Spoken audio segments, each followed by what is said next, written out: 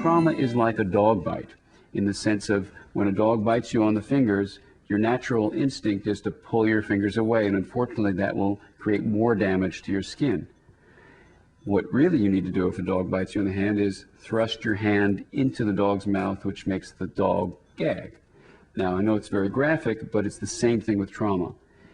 Parents need to know it's important to go into the trauma, into the mouth of the trauma with your mind and with the relationship, so that it doesn't dig its teeth in and yank the flesh of your soul away. First of all, we have to get our children and our infants back into a condition of safety. That may be that they need contact with a safe relationship, that maybe they have had a disruption and they need to maybe not go to school that day and spend time with mommy, and maybe mommy needs to not go to work and just spend time with her child. So they need to get to regain a sense of safety if in fact that has been their baseline. One of the ways we help infants and children regain a sense of safety is to start to become what I call a sensory detective.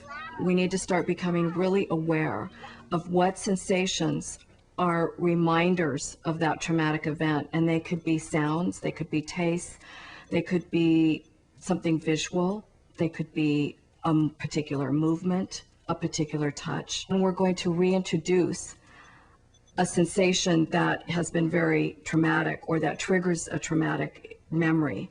We want to be very clear that we give the right dose that the child or infant can handle. So it's going to have to be very small increments of helping them be able to experience that sensation, recover from that sensation, get back into safety, and then slowly go back and forth between a sense of fear, feeling out of control, and then being able to get back in control and safety.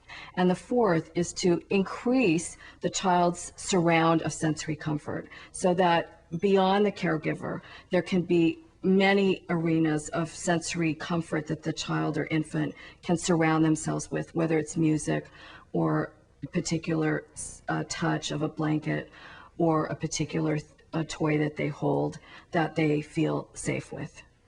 The next phase, though, is to tell the story of the experience, to make a narrative of it, so that other parts of the mind, and the brain, if you will, the left hemisphere, can join in the process of making sense.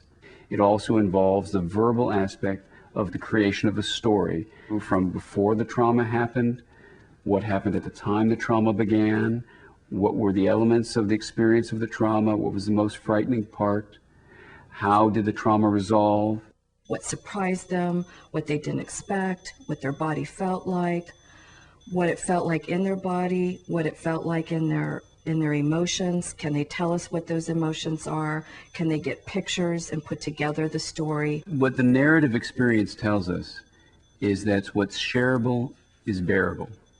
And so when a person can bring it out and share it with another, then it becomes more bearable than keeping it to yourself. A lot of the trauma that has happened to children happened before they were verbal.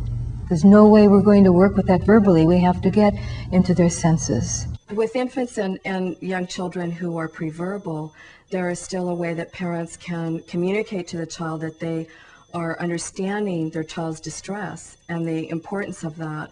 And they can communicate the story and the narrative of understanding, I understand what happened to you, even though the child may not completely understand the language of it. They will understand the tone of voice, they will understand the rhythm and the rate in which that's communicated. Half of our brains, our right half, can only speak the language of the nonverbal.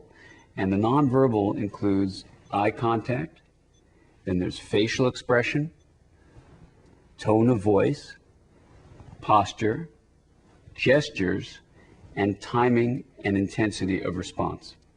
Those nonverbal signals can be taught to parents, and they can use them to understand what's going on with other people, especially what's going on with young children.